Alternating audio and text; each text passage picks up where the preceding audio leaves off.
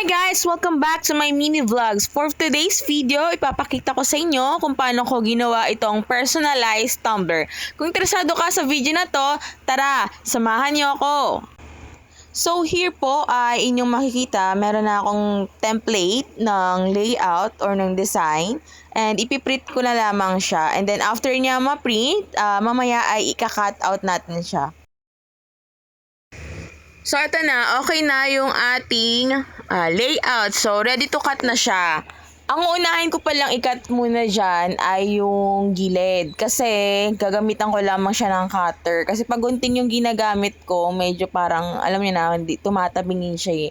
So, pag sa cutter kasi, isahang cut lang, straight na straight, gamit ang cutter and ruler.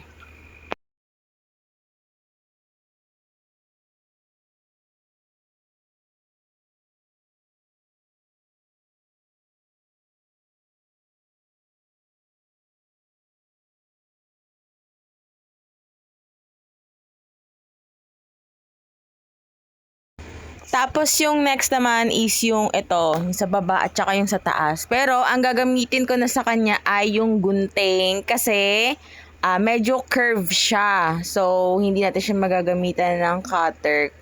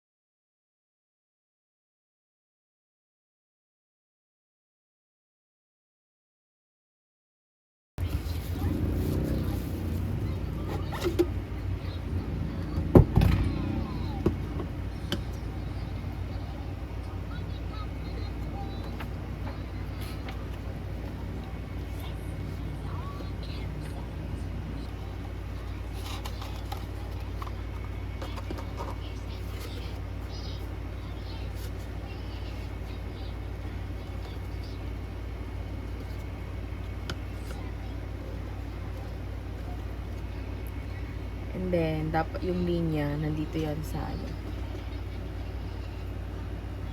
Diyan natin ilagay yung linya.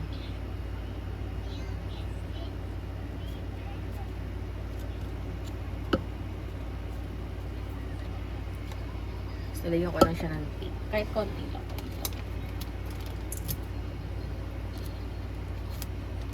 Dito lang sa gitna.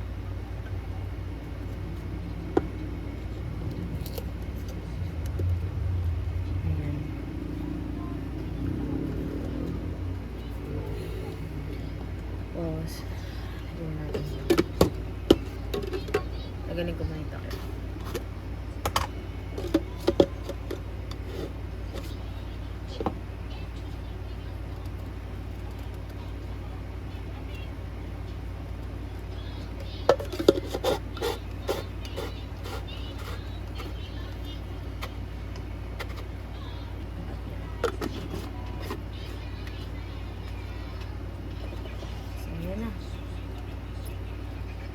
Ito na guys.